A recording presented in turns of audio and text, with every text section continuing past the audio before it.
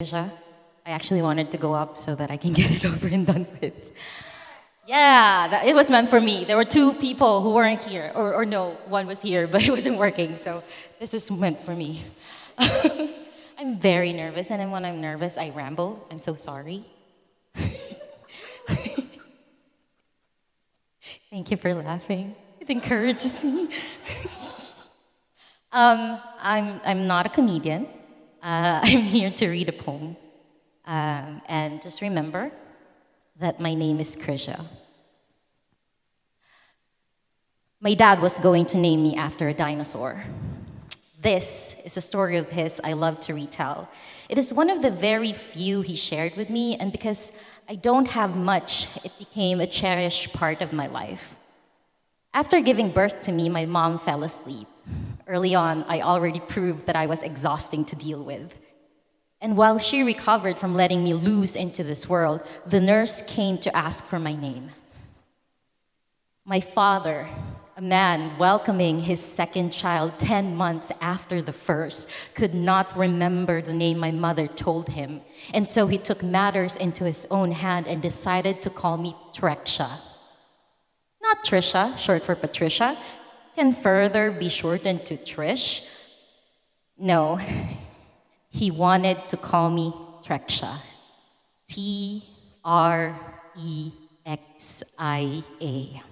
And as he told me this story, he would pause after the reveal and then would look at me and say, "I would have called you T-Rex." Unfortunately, my mom woke up too soon and had him run after the nurse to change it. I'm not going to lie, it would have been cool to be named after a dinosaur. In hindsight, though, my father probably never thought of the implications of naming his first daughter after a mighty predator, one that ruled this world until they became extinct. Many years later, my world experienced a blow comparable to an asteroid hit. It steered off its axis.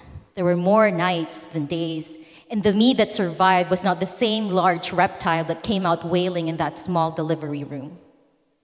It was still me, albeit covered in soot and every tiny particle that survived. Countless reminders of what was there before they all disappeared. And in the black and gray, I made my way forward without much direction, just the need to continue moving. And the weight of the responsibility Sisyphus once held rolling down the side of the mountain without an owner, until it found home on my shoulders. And I learned to dig my heels into the ground and grip it so hard it could not escape. There was no more roar coming out of my throat. Replaced by meek sobs, I tried to suppress as inch by inch I climbed the steep trail of my life. Maybe it would have been different. Maybe it could have been worse. The asteroid could have hit elsewhere and damaged more than what was left of us. And through the heaviest climb and the lowest points, I refused to be found bones and fossilized in defeat.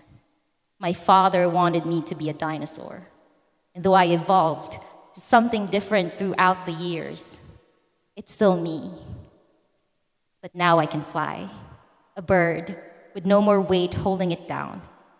In the sky, I look for his face in every cloud, hoping that someday he'll see a better version of me, soaring, just as I know he imagined me to be. Thank you.